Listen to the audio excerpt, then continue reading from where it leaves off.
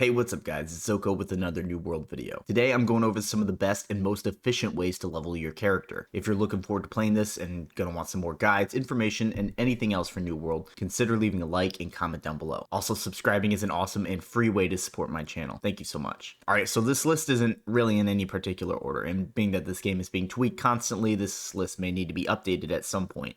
But let's just get into it. First and foremost, for all of these methods, if you take the risk as going flagged for PvP, you will be earning yourself 10% more XP on enemies you kill. I don't think it applies to quests turned in, but it is absolutely something that begins to snowball your progress the more time you stay flagged. And on top of that, the player kills net you a chunk of XP as well. It is definitely something to consider. First up, we have corrupted portals. These are open world events that pop up here and there, and left unchecked, they will end up causing a lot of grief for a town that has spent time developing. You'll know you're in the vicinity of one when everything goes dark and there's this reddish fog around you. They have some smaller corrupted events, but the best ones by far are the big ones themselves, the portals. The icon for them is actually a little bit different as well, so it should be a bit easier to pick them out. These ones are more involved than the minor ones, the enemies come in waves, and the difficulty is noticeably harder. Completing this will net you a couple thousand XP, not including the enemies themselves. The main drawback to these is they can sometimes be quite spaced out, so prioritize the big ones, but really you can do any you come across. So if you have the opportunity and the manpower, make sure you take time to tackle these events.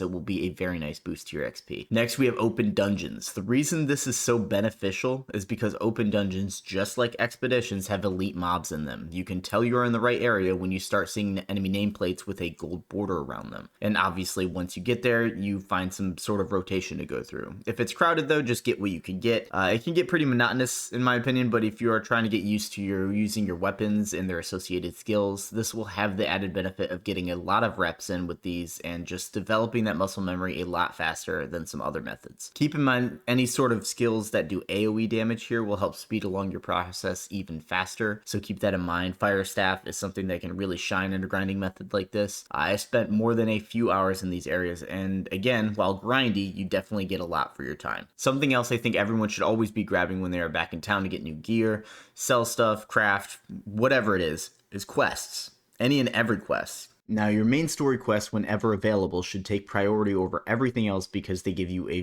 very nice chunk of XP. But at a certain point, obviously, you just run out of these, so you're going to be doing mostly side quests. We still have town board quests, though they have been nerfed a lot, as they very well should have been. But they can still be a nice addition while you're running around completing your side and main quests. Either way, anytime you see one of those blue glowing documents, grab them, because they're worth about 100 XP too, usually. Anyways, I would personally never leave town with just town board quests, but that's just me. Also, another note for town board quests, the crafting missions associated with town board quests are tied to your skill level and the best type of thing you are able to make within a particular field. So the higher you can get your crafting and gathering skills, the more XP and gold you can earn from the town board. Pretty nice incentive to spend some time leveling your crafting and gathering skills. And if at all possible, when you're gathering these quests, try your very best to group them up. There is an actual cap how many quests you can have.